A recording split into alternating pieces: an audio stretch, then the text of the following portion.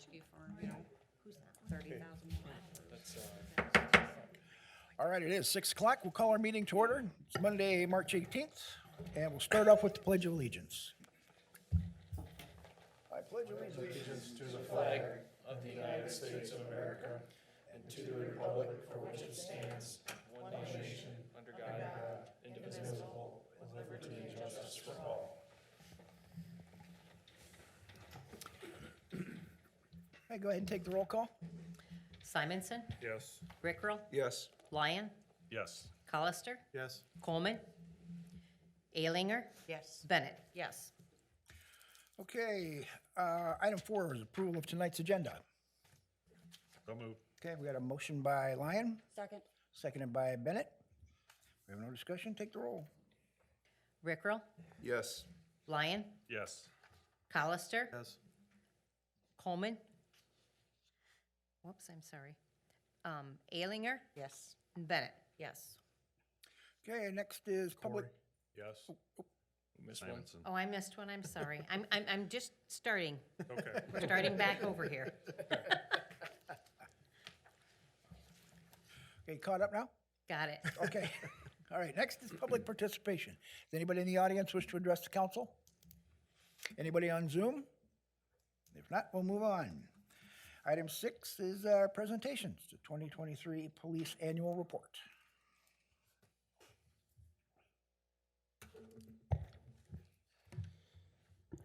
Good evening, Mr. Mayor, members of council, citizens of Maquoketa. I'm happy to present to you the Maquoketa Police Department's 2023 Annual Report. I'm sure you'd all just like me to sit here and read it verbatim, but I will just hit on some key points and take some questions later. As I stated early on in the report, I feel that our department is trending in the right direction. We're fully staffed. That's a good thing. Staffing levels can have a huge impact on everything from morale to productivity. And based on some of the numbers that we see, I think you recognize that that staffing and having that familiarity has helped in the last year. As we look at our current personnel, we have a good mix of new and veteran employees. That being said, though, we are an aging group, and we have people in key roles that are moving closer to retirement. This is why it's my job that we need to identify our future leaders, invest in them, and so that they can be prepared to take over some of these key leadership roles as we move forward. As everybody is well aware, and I highlighted in the report, we were able to fill our school resource officer position. That position was filled by Officer James Tenney. He has been doing a fantastic job, and I've only heard good things about him and his position, and he truly does enjoy it, and he's happy that he took on that role, even though he stays very busy. Another point that I hit on, and I want to talk about our reserve officers. They're a small but dedicated group. These men, we don't have any women currently, but they're a sworn uniform personnel. They have all the same arrest powers as a full-time police officer when they're on duty. This group provides us with assistance on all types of calls and events, activities. They'll typically get called out for search warrants, major incidents, and even work to fill up a patrol shift to just keep better coverage, to make sure maybe an officer has backup that they otherwise wouldn't have. Currently, we have 4 officers. I greatly appreciate their dedication to our department and our community. For those that don't know, a reserve officer is a volunteer. They get paid $1 a year. Think of them as a volunteer firefighter, but as a police officer. So it's truly is a dedication for them to do that position and that role. They go through all the training and certifications, yearly certifications and training that full-time has to while having a full-time job. So I greatly appreciate their addition to our department.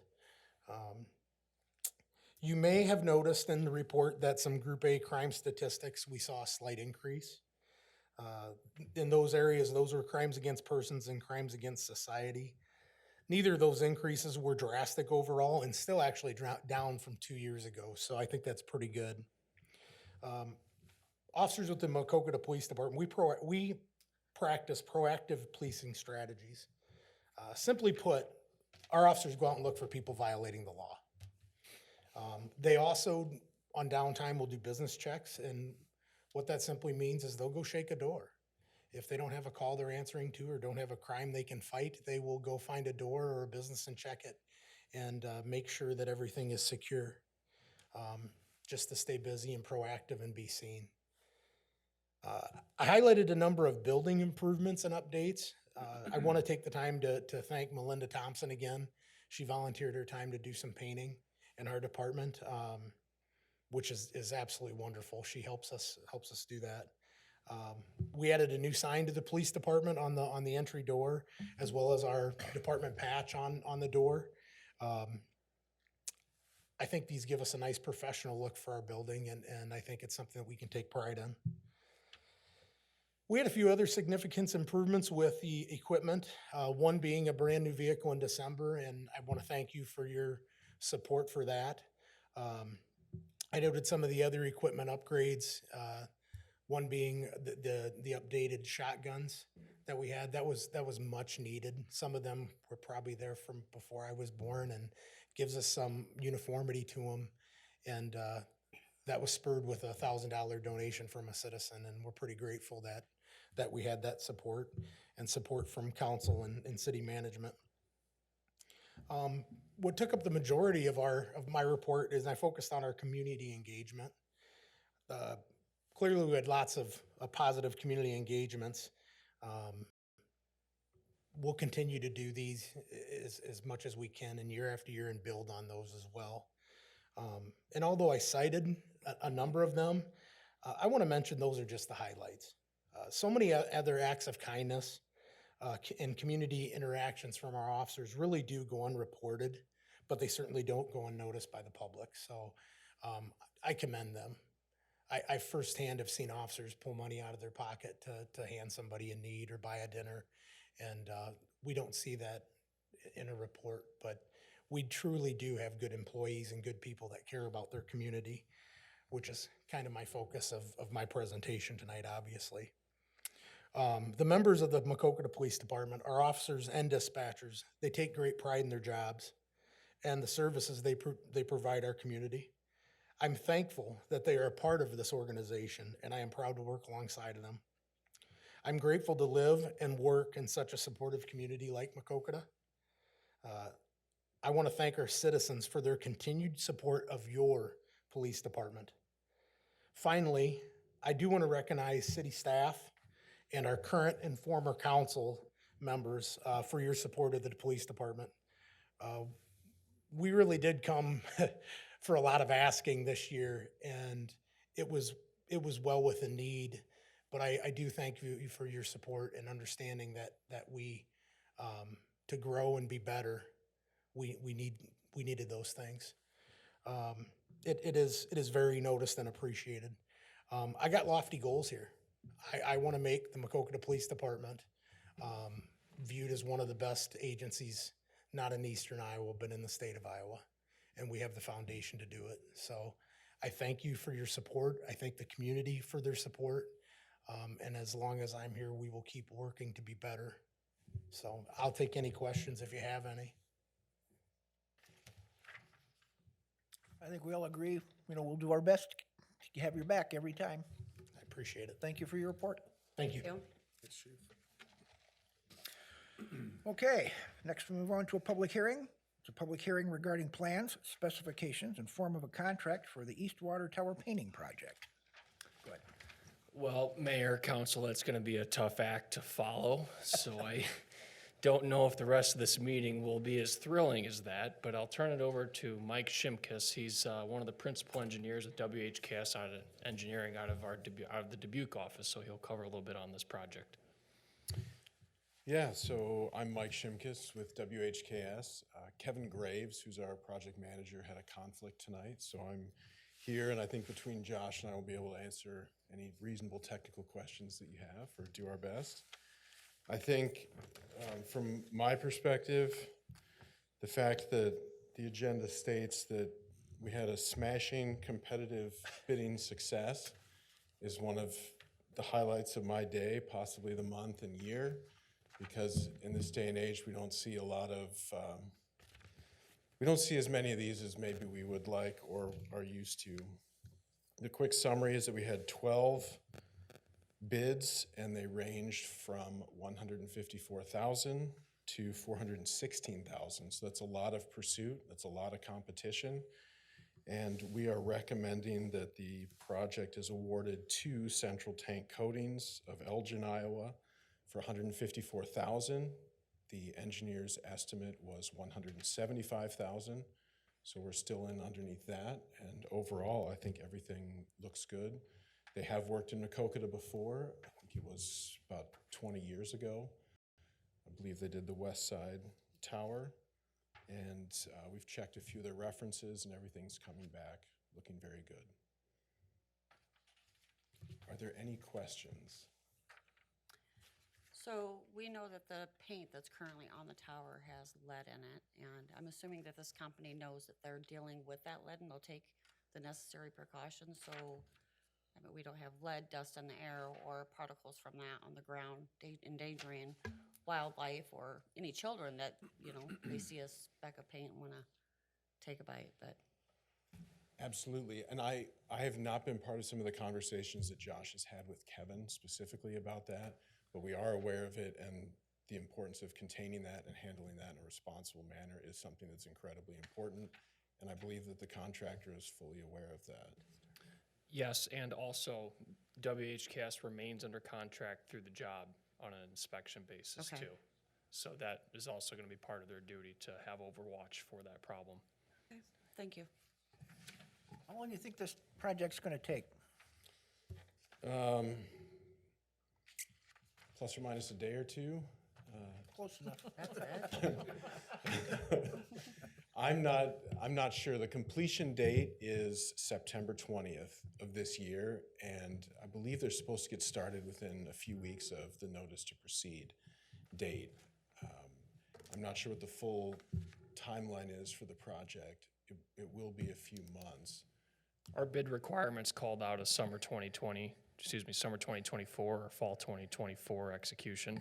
We're expecting to pay for this after July 1st. It's a new financial year for us, so I'd expect any time after July 1st this to be occurring. And that'll certainly be a question that we can ask the contractor as we discuss notice to proceed. And once everything's finalized, we'll have a firmer date of when they would plan to start, and then have an idea of how long we expect it to take. Motion to close the public hearing. Second. We got a motion by Simonson, seconded by Lyon. We have no discussion, take the roll. Lyon, Yes. Colister, Yes. Alinger, Yes. Bennett, Yes. Simonson, Yes. Rickrell. Yes. Okay, thank you. Thank you. All right, we'll move on to item 8, which is our consent agenda. It consists of the minutes of the March 4th, 2024 regular city council meeting for bills payable through March 18th, 2024 in the amount of $125,125,000.82. The February financial reports and the appointment of Joelle Hosette to the Downtown Incentives Committee. Okay, we got a motion by Colister, Second. seconded by Bennett. If we have no discussion, take the roll. Colister, Yes. Alinger, Yes. Bennett, Yes. Simonson, Yes. Rickrell, Yes. Lyon. Yes. All right, that passes. Item 9 is new business, and it's a discussion and possible motion setting Monday, April 15th, 2024 at 6 p.m. as a public hearing date regarding plans, specifications, and the form of contract for the Maquoketa Municipal Airport Reconstruction Runway 15 End Project. Mayor, Council, I don't have much to add that's more clear on this, other than the fact that this is simply setting a public hearing. At that time, we'll have full plans and hopefully a bid set to go along with the Airport Commission to further considered this project, but just so everyone knows, this is related to the runway extension on the north side. It goes from 3,300 feet to 3,800 feet. So moved. Second. Okay, we got a motion by Lyon, seconded by Alinger. If we have no discussion, take the roll. Alinger, Yes. Bennett, Yes. Simonson, Yes. Rickrell, Yes. Lyon, Yes. Colister. Yes. Okay, that passes. Item B is a discussion of possible motion regarding our golf cart ordinance. Okay, this is, could be a topic of the night, and so thought I'd start out by recognizing something came up a few weeks ago. I think it was regarding UTVs, where going through our new code platform, I had searched in UTVs and I happened to notice that golf carts was in this. I'm like, wait a second, this shouldn't be there. And so Judy got sent down a rabbit hole to redefine what happened and is this the only mistake in this codification. So she comes back along with the Simmering and Corey. They located 3 things. Those 3 things are on the agenda tonight. And Judy would tell you that 3 things out of 700 pages is not a bad job. So I'm going to just take her word for it and move forward as well as I can.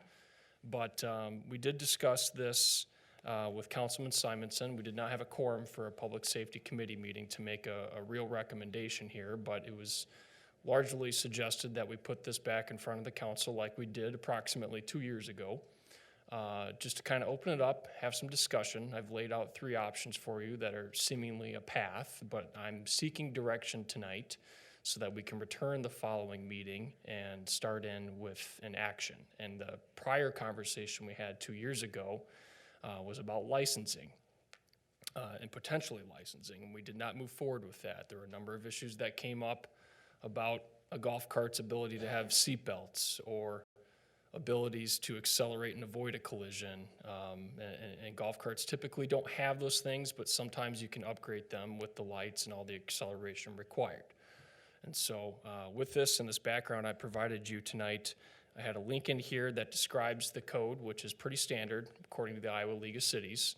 I gave you some background from our 2022 meeting that showed that discussion. I am seeking some direction from you tonight on one of these 3 options. Please just let me know how this conversation should go, and I'll return the following meeting with those actions. My opinion would be to go with what we discussed 2 years ago. These things shouldn't be on Maquoketa streets. They're just not safe. I'm gonna agree. I agree. I totally agree. As I stated 2 years ago, I don't want to see golf carts in our streets. I don't care. Well, I guess it's, you got your answer? Will therefore take a motion from someone directing staff to produce council actions to rescind Chapter 78 golf carts.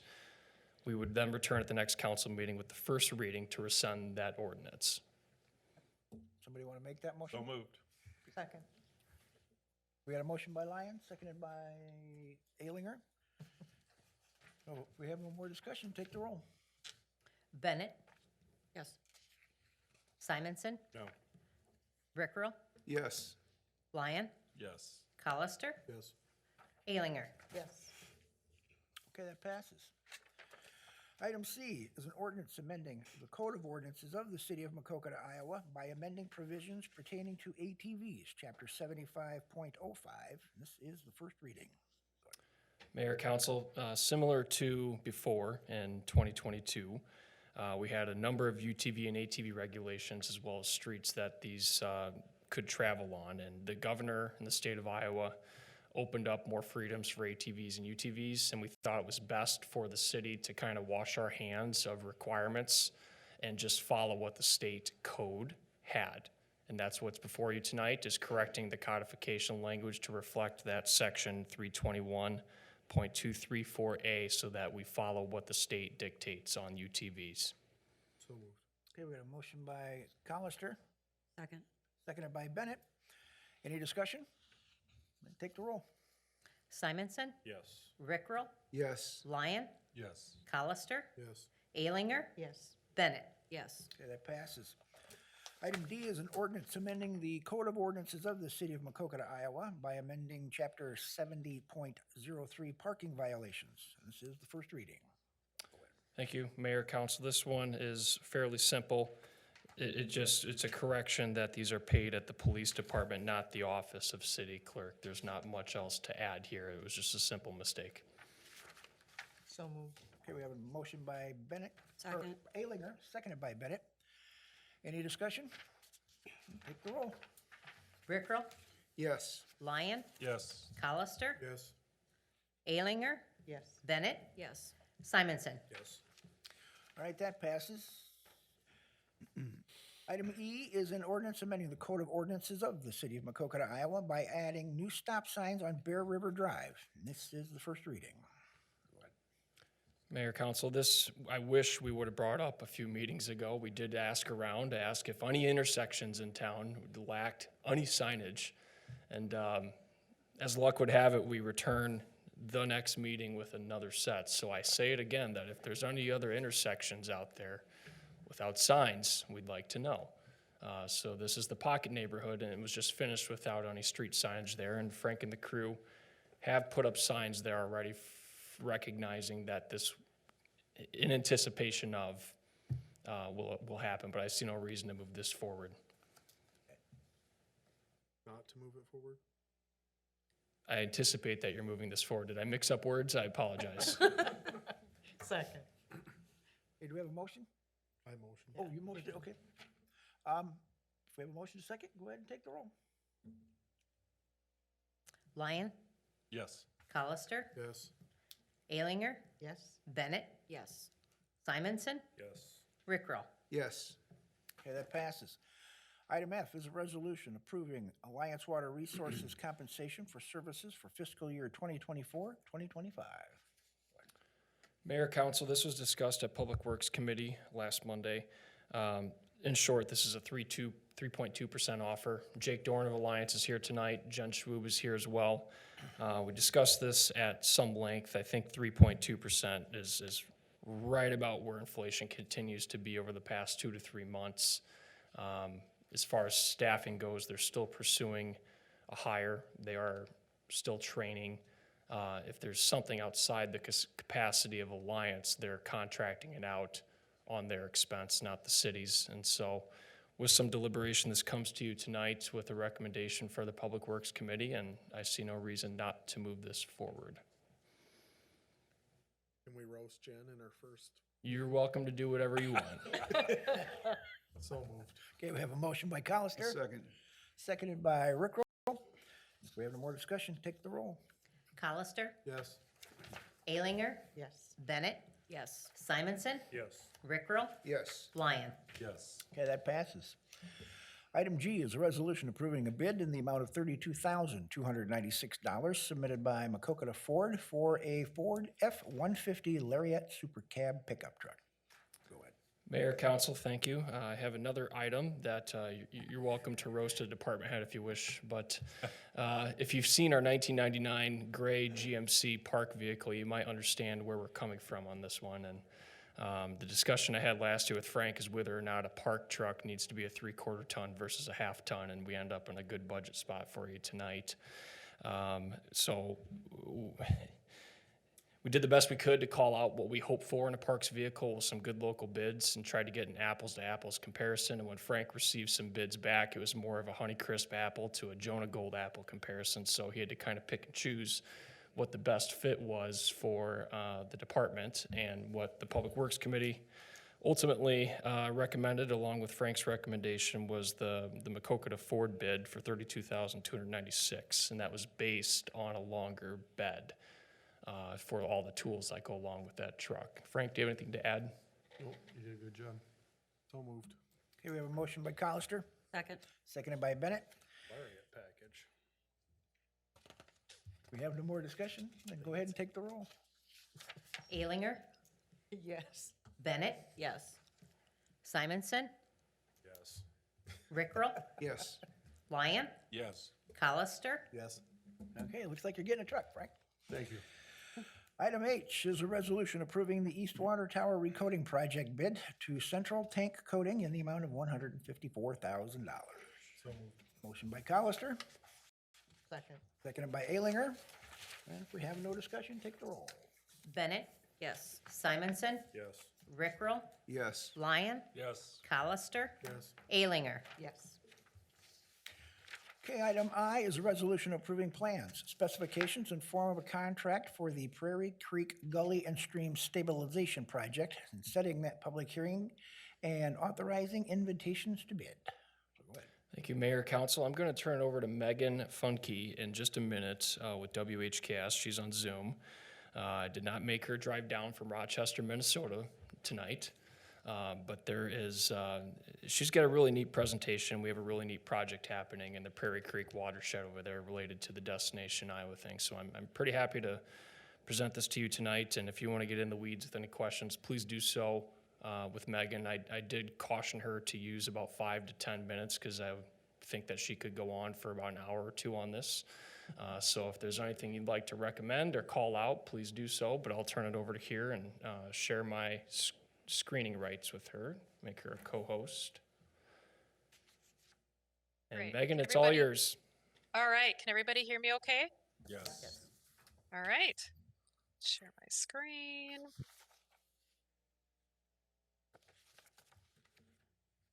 All right, does everybody see my presentation? There we go. There we go. There we go. Okay, I think I can see it as well.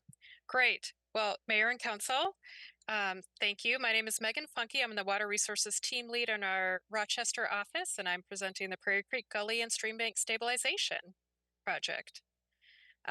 So just quick agenda. I'll give a brief executive summary of the whole project and our requested council action, a little bit more about background, our proposed design, the project cost opinions, the funding sources, and then the project schedule and recommendations. So the State Revolving Fund Sponsor Project, the main goal is to reduce sediment from eroding stream banks to the Maquoketa River. The construction is anticipated to occur this fall and winter, and then we anticipate vegetation establishment spring of 2026. So this is in partnership with Jackson County Conservation, and it is a match for the Destination Iowa project. The proposed design features that I'll share are stream bank stabilization, so that's bank grading, native grasses, toewood, and J-hooks. And then there's a gully stabilization component that follows a specific type of design. And so it's a step pool stormwater conveyance system, which is a bit of a mouthful. And then our requested action, as was already stated, is just to approve the final plans so that we can go out to solicit bids and then set a public hearing date of May 20th. So background, so the State Revolving Fund Sponsored Project, this is a loan interest rate reduction program as part of the city's ongoing wastewater improvement project that's currently under construction. The city was awarded up to $1.2 million or approved for, I should say, for water quality practices. So these are to address non-point pollutant sources. That's things like urban runoff, agricultural runoff, stream bank erosion, whereas the wastewater treatment improvement project is a point source. If you turn your focus to the image on the right, I have a lot of information packed in a small space, but the tan shape in the upper left of that map, that's the shape of the Maquoketa River watershed, and you can see the Prairie Creek watershed is highlighted in red. The city's boundary straddles the northern portion of that. So the main image is zooming in on that Prairie Creek watershed that's outlined in white over that aerial image. You can see the Maquoketa River goes along the left to right of the map, and the city boundary is shown in yellow. So most of the city actually drains to Prairie Creek, which then flows north and discharges to the Maquoketa River. So the goal of this project is to reduce sediment to the Maquoketa River, where the wastewater treatment plant discharges, but we are targeting Prairie Creek as a large source of sediment to the Maquoketa River. And the non-point sources we're targeting are gully and stream bank erosion, and these are within Prairie Creek Recreation Area, which is owned by Jackson County Conservation. So this whole project and that $1.2 million from the sponsored project funds serves the city's leveraging with Jackson County Conservation at 60% of the funding match for the Destination Iowa project. And recall that that project includes components like a paved ADA trail, some pedestrian bridges, tent camping sites, the 18-hole disc golf course, and a picnic shelter. And that's all located in that northern end of the Prairie Creek Recreation area and is adjacent to components of our sponsored project. So I saw that Josh included snippets from the final plans. I'll just highlight, the main components of our design. So the first is that step pool stormwater conveyance system. So this is to stabilize erosion from a gully. It's in the center of the Prairie Creek Recreation area. That image on the top right is really an overview map that's in our plan set. It shows about a mile of Prairie Creek that we are addressing erosion issues. And you can see that the gully is in the center portion of the Prairie Creek Recreation area on the west bank. And zoomed in the middle is just a close-up of what that looks like. And it's really, at its core, just a rock reinforced channel along that gully, which has a series of 5 step pools that are formed with rocks and a filter media. And there's an image on the left. This was developed in the Pacific Northwest by a certain county. This is an Iowa DNR recommended practice. But that image just gives you a flavor of what it looks like in practice on the ground. So you can see the rock ramps in between the step pools. So the whole purpose of this project, this portion of the project, is to stabilize that gully. So the mode walking trail through the recreation area crosses this gully. It has washed out in the past, and Jackson County Conservation has said to repair it. And then it also just is a large source of sediment to Prairie Creek. So this will reduce that energy from erosion and stabilize that channel to reduce sediment. The rest of the project is along the Prairie Creek itself, along its stream banks. It's a series of stream bank stabilization practices along that, approximately mile through the Prairie Creek Recreation area. And I'm just highlighting some of the key components of the project. They're repeated throughout the reach based on where we saw areas of erosion. So there are things called cross veins. The top image on the left shows what those look like. It's really just a rock V that crosses the channel.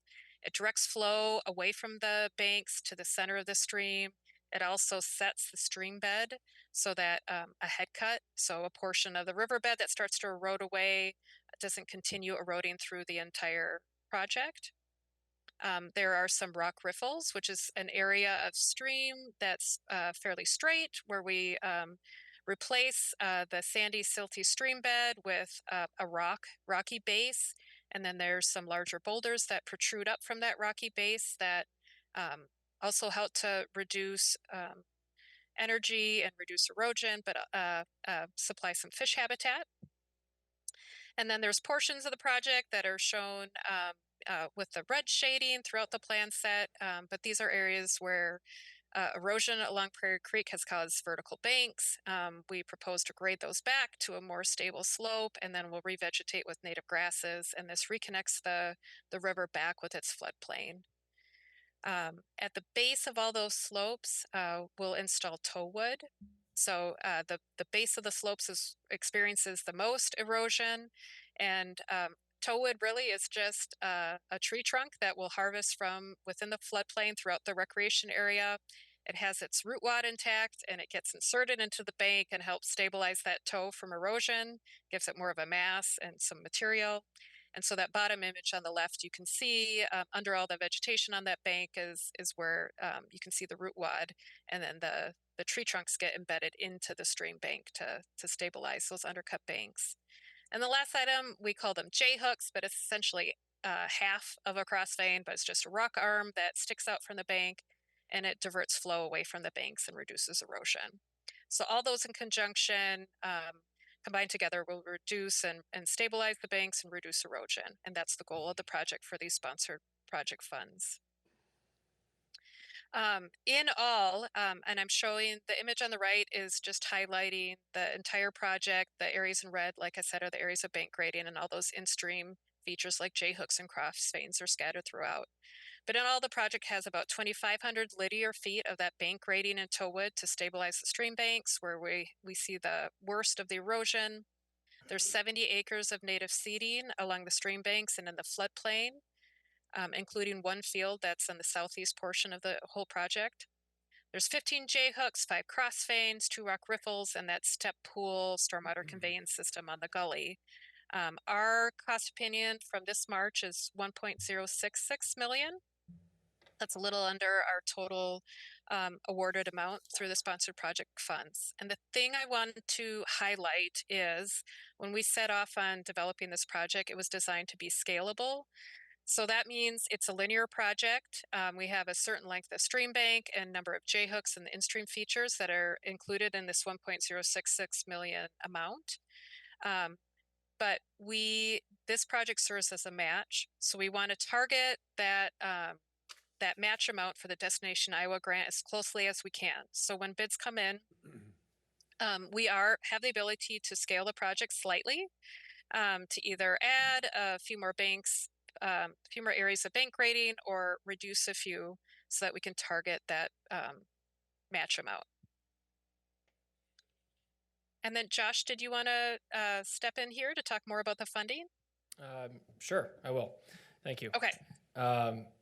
So how does this get paid for? How does it all work? And I think it's important to remember that your financing that we've taken with the state revolving loan fund is shown here if you do not do a sponsored water project versus one with. And that blue piece of the bar graph is what happens if you do. And so what occurs in the future is once we begin to know what our bids are, and once we start drawing closer to the end of our SRF funds, we go through a process called the loan amendment. And what happens is we receive a bonded debt, but all the interest on our actual loan for the wastewater plant gets reduced so that it's a net neutral effect on our debt payments with the SRF because we're participating in this program. So it's a dollar amount in debt that you would have otherwise paid anyway, but your interest rate's reduced so that it's a net neutral effect on your debt payments. And that was used as our Destination Iowa local match. And so all eyes are looking at us to establish what this bid is. No one wants to lose money on this project, the County Conservation Board, so it's important to know what we receive in actual bids for this part of the job. Soon, hopefully real soon, the trail along the Highway 64 back slope is completed from the east edge of town to Prairie Creek and the east part of their property over there. Once those two pieces are known, this project's really gonna get going. And in our bidding documents, we're hoping that we begin on October 1st. As far as the financials go, I think it's important to remember that there's a net neutral debt payment effect as a result of our participation in this, and that's kind of the design of the program. Thanks, Josh. And project schedule, like Josh mentioned, so today we're seeking approval of the final plans so that we can go solicit bids and have our bid letting at the end of April, and then award the project and have a public hearing on May 20th is the date we're targeting. The city would then, once we award the contract, amend the loan for the SRF project. That would occur in September. And then we would issue the notice to proceed in October. And then the contractor would have till the end of 2025 calendar year to implement the project, and we'd have our substantial completion date. We're anticipating that they would seed in that fall dormant seeding, and then we'd come back next spring and they would have to show establishment. So the recommendation and the requested action that we're seeking from council is to approve the final Prairie Creek Gully and Stream Bank stabilization plans and to set that public hearing date. Any questions?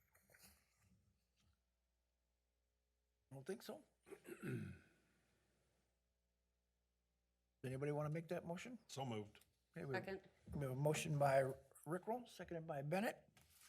Lion. Motion by Lyons, second Oh, by Lyon, Bennett. sorry, there's a motion by Lyon. Seconded by Bennett. If we have no discussion, take the roll. Simonson, Yes. Rickrell, Yes. Lyon, Yes. Hollister, Yes. Alinger, Yes. Bennett. Yes. Okay, motion passes. Thank you, Megan. Thank you. Okay.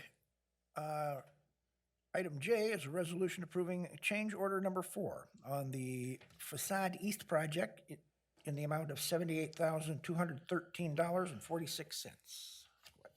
Mayor, council, we have a potential addition to the Facade East program.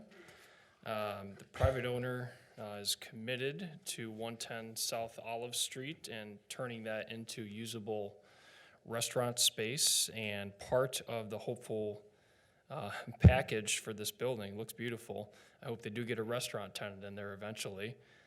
Is a pretty nice building here that is probably fitting for upscale. It's small in size. I think it's important that the owner doesn't overinvest in size for something like this if they're doing more expensive plates.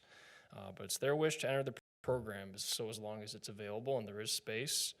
Our 25% commitment of $19,553 must be paid out of 2019 and 2021 A-Series bond resources that are still remaining.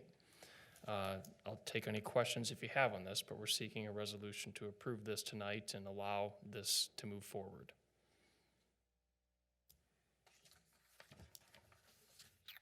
Do we have anything? So moved. Okay, we have a motion by Lyon, Second. seconded by Alinger. We have no discussion, then take the roll. Rickrell, Yes. Lyon, Yes. Hollister, Yes. Alinger, Yes. Bennett, Yes. Simonson. Yes. Okay, that passes. Item K is a resolution approving professional services agreement with FEH Design in the amount of $45,000 for Sunshine Learning Center project.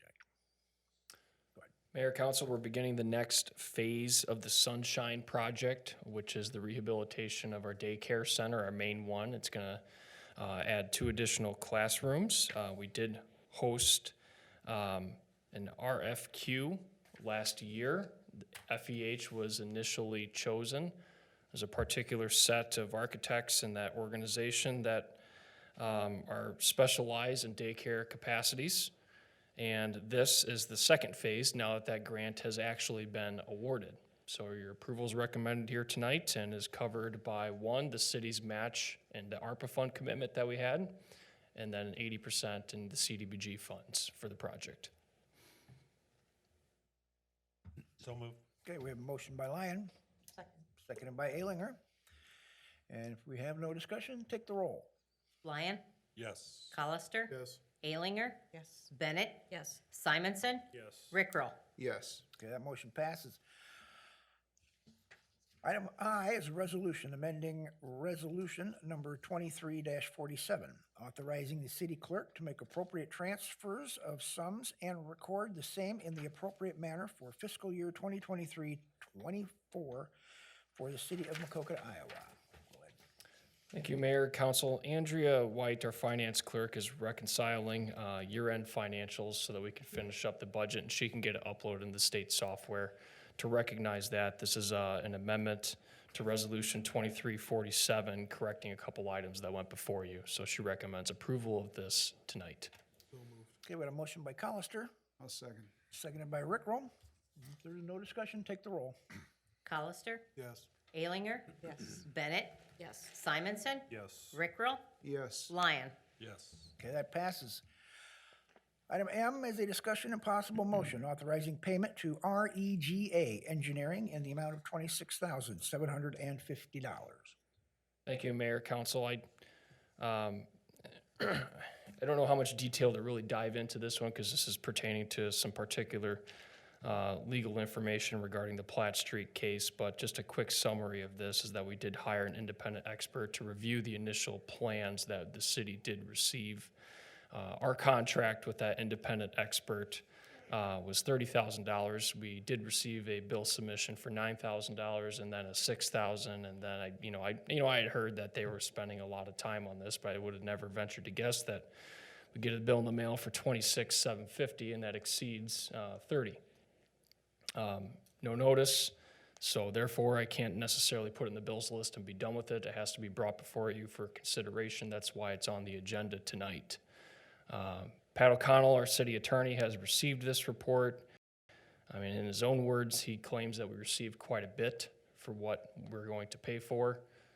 Just knowing some negotiations that we had with a particular firm that was also a possible reviewer, they were pretty far north of 43. I don't think that this is an absolutely alarming bill to approve. Just know that if this goes down the road of the expert being deposed, you could see another one of these in the future where it's just a manual bill approval of this one. Any questions? So moved. Okay, a motion by Colister, Second. seconded by Bennett. Any discussion? Then take the roll. Alinger, Yes. Bennett, Yes. Simonson, Yes. Rickrell, Yes. Lyon, Yes. Colister. Yes. Okay, that passes. We made it to item 10, which is reports and communications. Is there anything from any of the council members? Okay, how about the city manager? Nothing to report tonight, thank you. Okay, I'll take a motion to adjourn. So moved. Second. We have a motion by Colister, seconded by Bennett. All in favor, say aye. Aye. Aye. Any opposed? We're adjourned.